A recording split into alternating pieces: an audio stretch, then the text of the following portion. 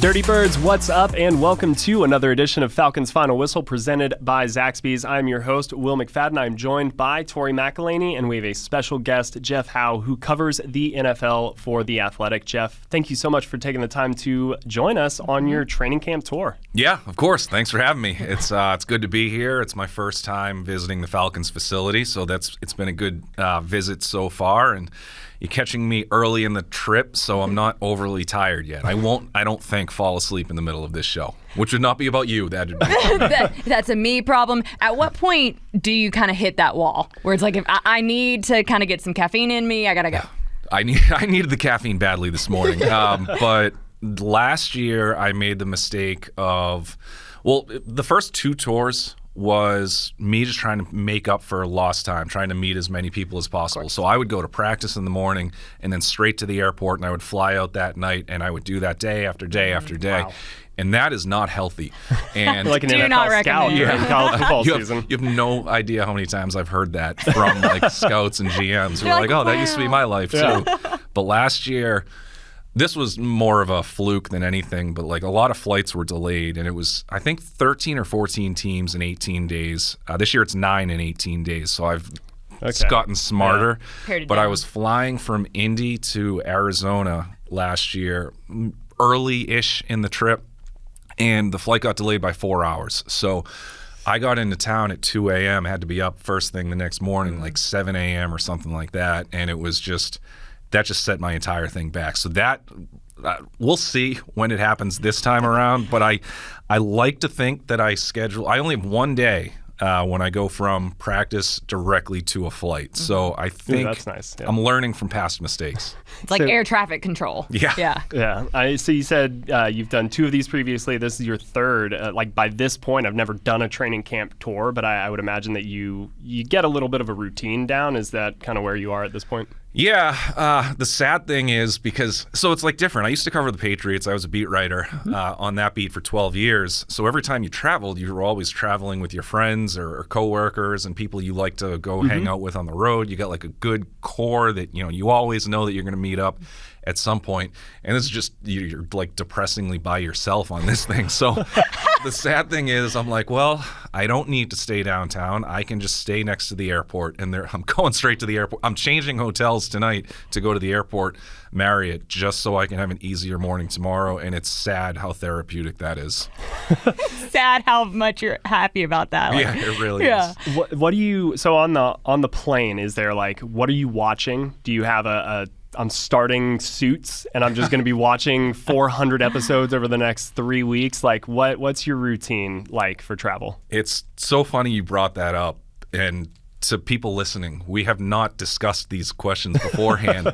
My wife and I just finished season 6 of Suits. Oh, there you go. I can see it in the eyes. It was like a day or two before I was going to leave. And it's like, should we start season 7? And I'm like, no, I can't start it and then take a 18-day break. So it doesn't work like that. Yeah, last year was Friday Night Lights. This year on the plane, I haven't watched anything on the plane. It's relatively short flights, but solitaire and Sudoku or whatever to kind of just to take a step back. In theory, I would do some work, but that just hasn't happened yet. So we'll see. At the hotel so far, it hasn't been no new series yet. It's been a lot of The Office. Nice. Well, I guess we should get into some football questions. We can. Right? We can. That would be great. Yeah.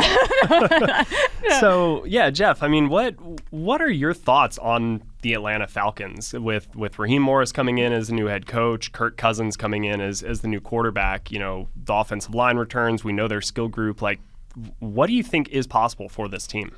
They absolutely have the potential to win this division. I think they've got enough talent. There's a lot of things to like on paper. I knew Raheem was ready to become a head coach again. I was very confident in that based off of conversations I've had with people that he's worked with over the last year or two, I guess, and just saying like it was only a matter of time. He was going to get hired somewhere. And the fact that he's able to come back to Atlanta for that opportunity, I think is really cool. I was excited to see him get hired. I thought that was a really, really good choice by the Falcons, and I'm not saying that just because I'm in the building. I believe it. And I like that he brought Zach Robinson. I know that was really his hand-picked offensive coordinator.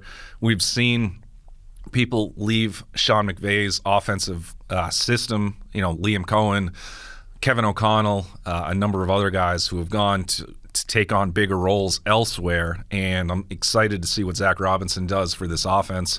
But not just that, I mean, having Kirk Cousins, that puts some legitimacy to your quarterback room where you go into a season. I know the NFC South wasn't necessarily always the strongest division, so it was sort of wide open. But when you go into a season not knowing what kind of quarterback play you're going to get, your ceiling is only so high. Mm-hmm. So now that they've got a proven commodity in Kirk Cousins with the highly drafted skill players around him, and like you said, the continuity in the offensive line, and Zach Robinson having his chance to put a stamp on the offense. I mean, I think this team, I would call it the Bucs division right now, but it would not be a long shot for the Falcons to win it. So for you, as you're looking at the playmakers specifically on this offense, and you talk about this group of young skill guys all on the rookie deal: Kyle Pitts, Drake London, Bijan Robinson, Tyler Algier. What does the infusion of Kirk Cousins mean for those guys specifically? Well, he's a pro, number one, a guy who has done this for a long time, and he was a good college player. He stepped into an interesting type of situation, I guess, in Washington, for lack of a better way to describe it, but had a good career in Washington. And then I think going to Minnesota and showing that he could leave and go to a different organization and have success right away, and really, quite frankly, take his game to an even higher level with Kevin O'Connell, that gives me confidence to believe that he can do the same thing here in Atlanta. And I think having some overlap with Zach Robinson and Kevin O'Connell and their style of offense is going to be important. That's going to make the transition a little more seamless. And it seems like he is pretty much back from the injury, so that's important. But it gives legitimacy to the offense. And just, again, being a pro and having those young guys look at the way he kind of goes about business. I heard he got extremely excited about throwing a touchdown pass a couple days ago. Yeah. And I think that becomes infectious, and it changes the energy level. It changes the confidence. And when you've got young guys who haven't necessarily won at the level they probably expected to start winning, it's hard to have success when you're not playing with confidence. So when you believe in the guy who is playing the most important position in sports, that raises the amount of potential that you have. I'm curious, from your perspective, as we're sticking on this quarterback conversation, what did you make of the Michael Penix Jr. pick? And at number 8 overall, you have Kirk Cousins in the building. You feel really good about it. You're paying him all this money. And then you use your biggest draft capital on a quarterback, especially an older quarterback. What were your thoughts? Yeah, I was stunned. I was absolutely stunned. And his draft stock, in my position with my job, it's the quarterbacks are a priority in a lot of ways. And going into this past draft, the quarterback class was fascinating. I mean, it was so fun to stay on top of it throughout the college season. And a thing I like to do, or especially last year because of this class, was get as many opinions during the season as possible. So it's like, where is Caleb Williams? Where, and then Jaden Daniels works himself into the mix. Drake May was always there, but the reason I like to do it early is because when it's draft season and it's lying season, when people's opinions start changing, I'm like, wait a second. You can clear the smoke a little bit. It is interesting. The more when you go back and almost look at the like first mock drafts that come out that are still kind of like late in college football season and compare them to how the draft shakes out and compare them to, say, like early April, it's interesting to see what was right kind of initially that then got skewed during that the like people smoke screen season, yeah. right? That then ends up, it's like, we were maybe closer back when. Yeah, and I think there's also a lot of groupthink with mock drafts. I mean, I remember vividly when Dane Brugler from The Athletic, who I think is the best at it. I think I agree. We call the beast the Bible around here. Of course, it's so good. It's amazing. I wouldn't get through draft season without it, truly. It's so good. His work ethic blows my mind. I feel like I work hard, and then I look at Dane, and I feel terrible about myself. Yes, I feel the same. But I remember when he put Jaden like 14th in an early mock draft, like still in the college football season. Or maybe it was even like right after the college football season. No, it was early. And before that point, he wasn't, in terms of the mock draft cycle, Jaden Daniels wasn't even looked as a first-round pick. Right. Now, you talk to people, you realize that he's starting to work himself into the conversation, but Dane puts him 14th. A week later, all the new mock drafts that come out put him in the top 10. And it's like, come on. Like, what are we – I mean, I get it. Yeah. I used to do the mock drafts too, and there's only so much bandwidth you have to kind of keep all these guys in order. But Penix was an interesting one because he – as the season went on, and coincidentally, I saw a bunch of the Washington games, and he played well. And I thought, he's a competitor, and when it was a clutch moment, because, they had to score a lot of points to win a lot of those games. Yeah. When it was a clutch moment, and there were a lot, Penix always brought his game to the highest level. And that impressed me. And, there was obviously questions about the injury history and, some other stuff too. How can he throw under pressure and what have you? And it was like, all right, late in the season, he's looked at as maybe a second-round pick. Like, there were some people, and again, like, teams are going to say this about Caleb Williams or Drake May. Like, some people are going to say, hey, he's a third-round pick in my opinion. Mm-hmm. And like, those things are going to happen with every quarterback every year. But he works himself into the conversation as a first-round pick, and then the national championship game happens, and it was just like every feared knock, I don't know if that's describing it right, but like some of the negatives that you had or the criticisms of his game that you had all came to light in that national championship game, and it was like, oh no, like that's going to kill his stock, and a lot of people were really concerned, and it was like, okay, well, maybe the first round's out of the picture. Now, the Falcons clearly knew something, and I think if he fell to, even like the 12 to 13 range, like that was his floor. Mm-hmm. So there were, maybe there was some misinformation. I don't know. But, it was a surprise, especially when you already have a $180 million quarterback on your roster.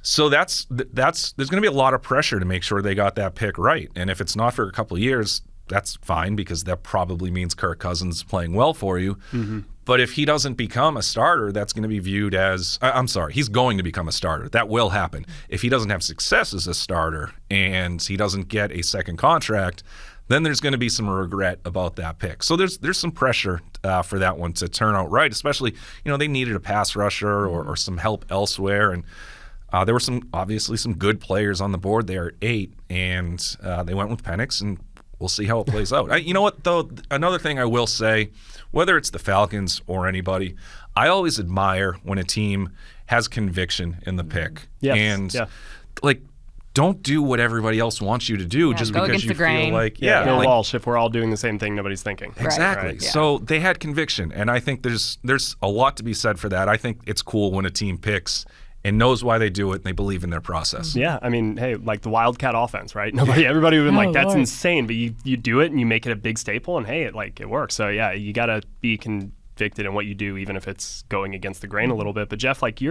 you're pretty well primed, I think, to understand maybe why the Falcons did what they did, given, you covered the Patriots, right? And the Patriots had a similar timeline almost to the Falcons in that Matt Ryan was here for so long and then he's not. And what does the future look like after him, and the importance of really having that plan in place. And the Patriots, thought they had that in Mac Jones. Now they hope they have that in Drake May. But do you kind of have maybe a little bit of a different opinion on the importance of that succession plan being in-house before the time comes to make that move, given, what these two teams have just gone through over the last couple of years? It helps. I mean, you never want to truly need a quarterback. Right. When you get quarterback desperate, whether it's in the draft or free agency, that's when the mistakes happen. More than anything, I will say, is you need to have a plan to develop that quarterback. And I did a story like how to scout, how to fall in love with a quarterback, I don't know, 3 years ago or something like that. And Louis Riddick said something to me for the story. It was like, everybody's in such a rush to call a quarterback a bust, but why doesn't the organization ever take the heat for failing to develop the quarterback? I mean, look at the amount of quarterbacks who failed to succeed, busted out, whatever. But then look at the situation around them. Mm-hmm. How often is it, a Jamarcus Russell was not going to have success anywhere. Ryan Leaf was not going to have success anywhere. So those are not what I'm talking about, but Mac Jones was not put in a position to succeed. The coaching failed him. That has happened in the case. I think Jared Goff is a perfect example. Yeah. Right? Yeah. A lot of help around him. And, things kind of went south at the end of his time in L.A., but picked right back up in Detroit. But, quarterbacks can't do it all on their own. Look at Tom Brady in his last year with Tampa. I mean, there were a lot of questions. There were a lot of issues there. So when you have the greatest quarterback of all time who's not looking like himself, there are reasons beyond. That wasn't just because he was 45. I can promise you that. So he's still Tom Brady. But that's a crazy thing to say out loud. It wasn't just because he's 45. Right. Right. I mean, he needed a walker to get to the games, but he could still throw a football. Yeah. I mean, he was doing it as well as anybody. Yeah. I want to maybe pivot from the quarterback position to somebody else who's going to be really important for the Falcons, and that's Bijan Robinson. And we saw, I believe it was ESPN, even though at The Athletic you guys do very similar things, and I love it, but kind of polls of GMs, of scouts, of people in the league. And for the top running back ranking, I believe that ESPN did, one person had Bijan as the number one back in the league. And so I'm curious, where do you see Bijan in the hierarchy of running backs, and what do you think maybe his ceiling could be in year two? His ceiling, I'm not saying he's going to get there. His ceiling is possibly as high as 2. I wouldn't take McCaffrey out of the one spot. I think that's smart. That you got to let you let the king give the crown to somebody else when the time is right. He's done it for multiple years. Well, even Bijan's I want to be like Christian McCaffrey. Yeah. I mean, he even said that, right? So it makes sense. Yeah, but I think there's so much attention to the McVay offense and the passing game and all that other stuff, and for good reason. In the passing, I'm not diminishing the importance of the passing game here. This isn't the 1960s, but that truly is a run-based offense. They do so much out of running the football well, establishing the ground game, getting play action going, and it happened with Kevin O'Connell in Minnesota. It happened with Liam Cohen with Kentucky, and when his time as an OC with the Rams too, even though McVay is the play caller. But that means Bijan has to have he's going to have a heavy focus in this offense, not just because he's a great player, but because that's what Zach Robinson is conditioned to do. So I think they're going to be very ground heavy, or at least do a lot of things off as an extension of or off of the running game. And that's why he's going to have an important role. That's why I do believe his ceiling is that high. I'm curious, as you're on your tour and Atlanta's going to be a stop, what were kind of some of the biggest questions that you had coming into this building? In my role, I have to take the general viewpoint. So It's not like I'm coming in and peppering people with questions about the left guard depth chart or the backup, the nickel cornerback battle. I'm also glad that you chose left guard, because that has been a conversation every single year, except for this year. This is the one time that left guard has not been a question. Okay, how about the right guard? There you go. Even then. But go ahead. I'll use this as an example. When I covered the Patriots, I knew all 90 guys on the roster at any given time. I knew their backgrounds. I knew everything about them. I knew more about some of these guys than they knew about themselves. But that was the job. As the beat writer, you have to know as much about the roster as humanly possible. Whereas, at the end of my tour, 18 days, I still live in the Foxborough area. I'm going to try to get to as many Patriots practices as possible. But I'm going to go and I'm going to watch Drake May and Jacoby Brissett. I'm not going to. I couldn't. I'm not going to go and disingenuously be like, oh, you know what I'm going to do? I'm going to watch the offensive line battles today. That's not my lane. It's big game hunting now. Yeah. Much. It's, you get to feed a different type of audience. Yep. Plus, we're at The Athletic and we have great beat writers on every team. So the beat writers do such a good job that I'm not going to be like, hey, you know what? I'm going to step in and write about the Mike linebacker today. You do something that's not my style. It's not my thing. And actually, I've had times when I'll go into a camp like this and I'll be like, hey, you know what? I was thinking about writing about your quarterback today. And I've had a few times when the beat writer is like, thank goodness, because I am so sick about writing about the quarterback. And please take that story out of my hands today. So. I get that. So for the Falcons, what were the big ticket items that you were kind of thinking of when you were walking in here? Yeah, sorry, I totally ignored that part of the question. I wanted to hear from Raheem and Terry and Zach just about their plan. It's always interesting when you've got a new head coach and a new offensive system, and obviously Terry's been here, and I think very highly of him and his ability to build a roster. I'm just curious, like, what is different about the culture?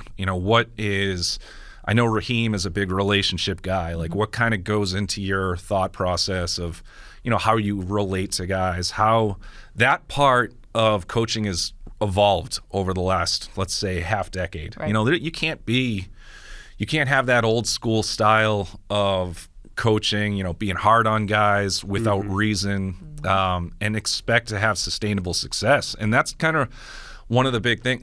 There's two real key lessons I've learned since taking over the NFL role in 2021. One was the quarterback thing and needing help around you that we already got to. But number two is you need to be able to build relationships with your players as the head coach. And when you can't, or I think a lot of guys who have done that have had a lot of success. And I wasn't necessarily aware of that, but talking to players or assistant coaches and just kind of learning how different coaches interact with their staffs, with their players, the ones who are able to build genuine personal connections are having a lot of success because of that. I mean, I think when you, like, the ultimate example to me, and I know Sean McVay is like kind of the ultimate recent example, but Mike Tomlin, right? Like, he has had such sustained success over, so many different locker rooms, so many different like types of people, because I think he finds ways to connect to them on a genuine level, which with each and every one of them. So yeah, I mean, relationships are a huge part about what Raheem is building here. But Jeff, Tori, unless you've got anything else, I think we're ready to let you continue on your tour of training camp. We will send you off with good vibes. How big is your suitcase, or is it just like a tiny house, or like what's up? So I'm glad you asked. No one asked. Right. You guys have no idea how much attention my suitcase second mortgage deserves. for that suitcase, and nobody brings it up. So here's my strategy, and my wife kind of laughs at me about this. If you're not checking a bag, if you're not bringing a carry-on, you might as well bring the biggest suitcase you can possibly find, because you need the room. Like, stuff is going to get moved around quite a bit. So nobody likes checking a bag, but whatever. Like, you kind of got to do it when you're in a situation like this. So this past off season, this shows you how much of a dork I am. I'm looking up like new suitcases, and I'm just out of sheer boredom, and I see this Briggs & Riley suitcase brand, and like I had never even heard of them before, but I'm like, oh, like this carry-on looks really cool. It's obscenely expensive, but I was like, if it expands, like they can do some cool things, like maybe it'll be worth it. I'm gonna give this thing a shot. So I bought it. I packed the whole thing up the day before I'm set to leave. And I have everything all set. And I have a big like backpack too. So like if I need like a little extra space here, like I think I'm covered. And I go to bed that night not confident in the plan. And I'm like, you know what? Like, because I like to I bring workout clothes, and like I try to keep myself in shape while I'm eating unhealthy for 18 days. So like I need a little bit extra stuff. And I'm like, well, what's going to happen when I need to like, all of a sudden the workout clothes are going to get mixed with the clean clothes, and nobody wants that. Like, that's not how you build relationships. Like, I walk in and I meet like a general manager. Like, I don't want him to remember me as the guy who stunk. So last minute, I'm like, this isn't going to work. It's not a smart decision. Like, yeah, it'd be cool to have a carry-on the whole trip, but let's just go back to the giant suitcase. So I threw everything in, and I weighed it as I'm checking in Boston, that first flight, and it was 50 pounds on the nose. And I'm like, wow. Oh my goodness. I'm like, so I saw a clip, I don't remember if it was today or yesterday. Ian Rappaport was asked on TV about his suitcase, because I think he's doing like 15 teams. Now, I've known Ian he started covering the Patriots in 2009 when I started, and when he went to NFL Network, I took his job at the Boston Herald. So I've known Ian for a long time. Does it make you jealous when people ask about his suitcase? But they don't ask you about yours? Yes. Yeah, they asked him about it on TV, and he said he brings a carry-on, and he's got like 5 shirts, and he washes his shirts in the sink with like detergent. Oh my God. And I'm like, how do you pull that off? And I'm like, so clearly, like, he just is a better packer than me, and it's going to hurt me the rest of this day. So thanks for bringing it up. Yeah, but you don't have to clean your clothes in a sink. That is right. true. Let's really say who the winner Right, is. at what cost? Yeah. At what cost? Ian? Yeah. Right? So you have the giant suitcase now. Yeah. And you don't have the smaller carry-on of which you bought specifically for this trip. I have It's just 3 days upon my return to return it. Oh, so okay. Just a Heard it little here bit of a first. crunch. That was the other part too. I'm like, well, did I wait too long? Like, because if I looked at Amazon, because I didn't go through the company because Right. Amazon just had a better deal. And I'm like, if I have to like hustle to the UPS store to like return this thing, like this is bad. I might just have to use it. Is it a nice suitcase though? Did you like It's a it? The quality was beautiful good. suitcase. Okay. I was texting my wife after so my wife I'm so was proud of it. down at her mom's house with our daughters and whatever. So like she left like a day before I did. And this is how to sell a podcast, guys. This is what the listeners are here for. Suitcase Chronicles. I text my wife. I'm like, I think I'm pretty happy with it. Like things are going well. Like I fit everything. We got like the packing cases, that like tighten everything up. And then like as the day went on, like I told you, the confidence just shot. The anxiety was Yeah. just mounting. It was so the things that consumed me before this trip are ridiculous. Well, this has been another edition of Journalism Consumer Reports. Therapeutic. No, this was awesome, Jeff. We really appreciate your time. Yeah. Where can people find your work? Yeah. On The Athletic, or theathletic.com, or the app, or New York Times. New York now. Times. Yeah. All over the place. On Twitter, if anybody still uses that. Formerly known as Twitter. Or now that, X. yeah, see. Yes. Yeah, we still say Twitter. The over artist here. formerly known as Twitter. So we've got some cool stuff planned. The Falcons story will probably come out later this week. I'm still kind of playing catch up on some other stories.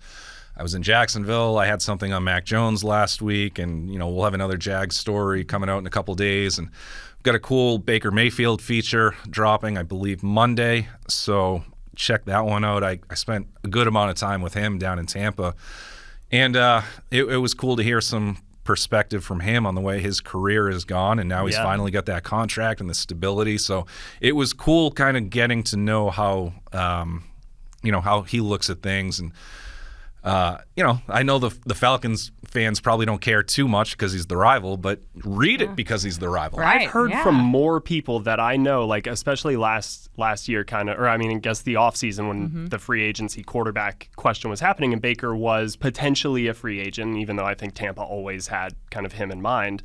I heard from more people that were like, I like Baker, right? Like I think he's reached that point, that status where given his track record, given some of the highs and the lows that he's endured, that he's a little bit of a fan favorite, I won think, some amongst hearts. Yeah, exactly. Yeah. So I think people like authenticity. Yeah. And people exactly. like guys who wear their emotions on their sleeves and compete like crazy. I mean, how cool was that Rams Raiders game on Thursday night? Like, just there are good stories about that night in this feature. When you go talk to Zach Robinson, get some background on that as well, because he had a huge role in getting Baker to that point. Yeah. At the time, he was the quarterback's coach. Right. Yeah, they were doing the third down install, and the hurry up was a big thing too. And they won the game with 2 hurry up drives. I think a 90-yarder to win it. And a cool story about that. It made it in the feature. But a little tease is, he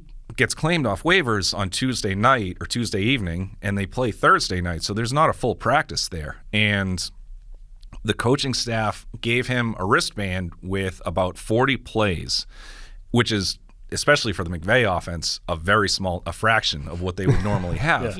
And the plan to go into that game was, McVay was going to call the plays in the headset, wristband 10, wristband 12, instead of these 15, 20-word play calls. But because Baker has such a good recall and they realized how smart he was, McVay went into the game and recited the whole play. And then Baker had to hear these 15, 20-word plays and go into the huddle, and you need to say it with confidence. And you've got all these young guys, and you've got, I think they had like 13 different O-line combinations, and like every star was hurt. And to go out and win that game, he threw 35 passes that night. Crazy. It's like just wild. That's insane too. And I don't think Baker has that type of person. I don't think people view him in that way. as like the cerebral, yeah, I've got it locked down, let's go. I've heard that from several of his coaches who were like, yeah, like we appreciated the leadership, the charisma, the personality, all this stuff. You can watch him on film, you can see that he is a legitimate starting quarterback. But when they started working with him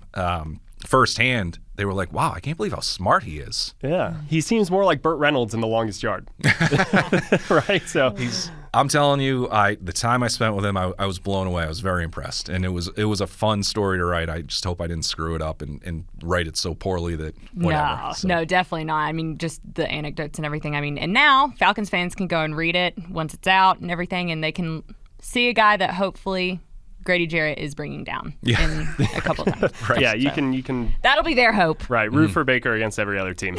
But yeah, that will do it for us on Falcons Final Whistle, presented by Zaxby's. For Jeff Howe and Tori McElhaney, I'm Will McFadden. We will see you guys tomorrow for the start of Atlanta's second 4-day block of training camp.